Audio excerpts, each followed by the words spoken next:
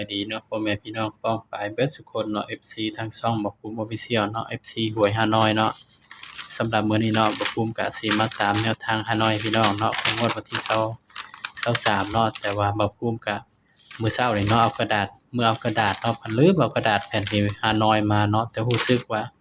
ตัวเด่นมาทั้ง3ตัวเนาะพี่น้องเนาะเพราะว่ายังให้เด่น6 7 8เนาะก็เข้าที่3ตัวเลยเนาะพี่น้องเนาะสำหรับตัวเด่นเนาะ ถ้าเป็นไผเป็นไสรูดก็คงสิปังแล้วอยู่ดอกพี่น้องเนาะสำหรับ6มันก็มีหยัง66แล้วก็69เนาะแล้วก็37แล้วก็84เนาะสำหรับตัวเด่นก็เข้าทั้ง3ตัวเลยเนาะพี่น้องเนาะสำหรับมื้อนี้เนาะ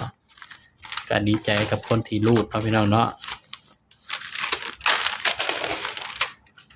แต่ว่าบ่ภูมิบ่ได้เอากระดาษแผ่นนั้นมาเนาะพี่น้องถ้าบ่นั่นก็ไปเบิ่งเลื่อนเบิ่งเด้อพี่น้องเด้อบ่ภูมิให้เด่น6 7 8แต่ว่าบ่ภูมิเจาะบ่เข้าเนาะบ่ภูมิเจาะบ่เข้านั่นแหละพี่น้อง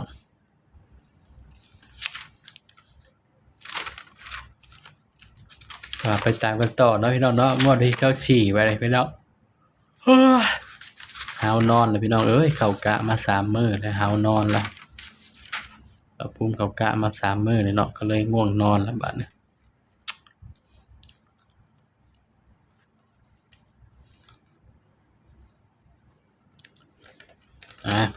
ก็ไปตามกันต่อเนาะสำหรับฮานอยเนาะพี่น้องเนาะงวดวันที่24เด้อพี่น้องเด้อบัดนี้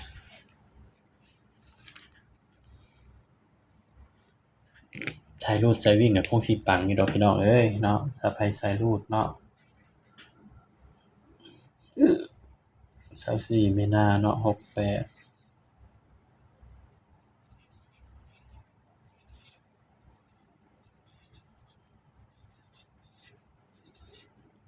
ฮานอย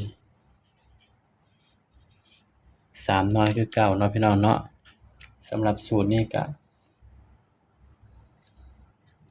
สำหรับสูตรนี้เนาะตัวเด่นนี่บ่เคยหลุดเนาะพี่น้องเนาะแต่ว่าถ้าบ่ภูมิสิไปเจาะให้มันก็หลายเนาะพี่น้องถ้าสิไปจับคู่ให้มันก็บ่ได้หลายคู่เนาะ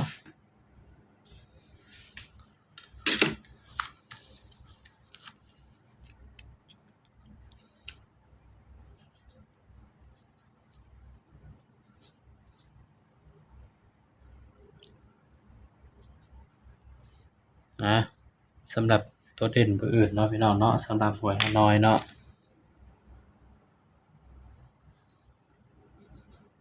เด่นเด้อพี่น้องเด้อเด่น3ตัวคือเก่าเนาะพี่น้องเนาะบ่ภูมิก็ให้เด่น3ตัวคือเก่ามี0มี1แล้วก็มี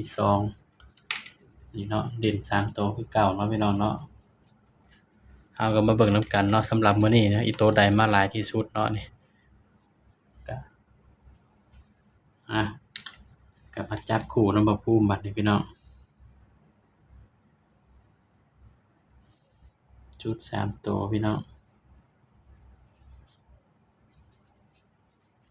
มื้อนี้ก็แตก3ตัวเลยเนาะพี่น้องแต่พอบ่ภูมิบ่ได้ลงให้เนาะ3ตัว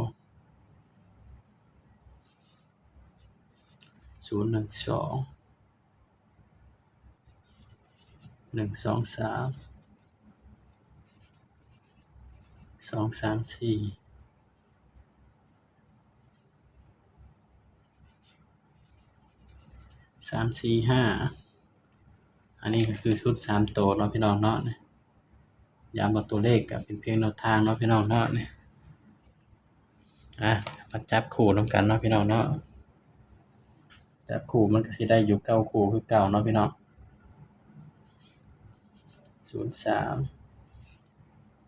04 5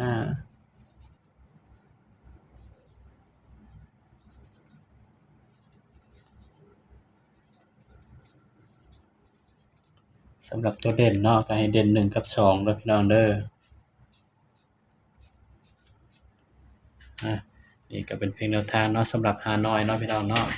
บ่ภูมิเคยบอกนั่นแหละสำหรับตัวเด่นนี่บ่เคยหลุดเนาะพี่น้องเนาะถ้าสายรูดสายวิ่งก็ไปรูดไปวิ่งเอาเด้อพี่น้องเด้อนี่นี่ก็เป็นเพียงแนวทางเนาะพี่น้องเนาะสำหรับฮานอยสำหรับคลิปนี้เนาะบ่ภูมิก็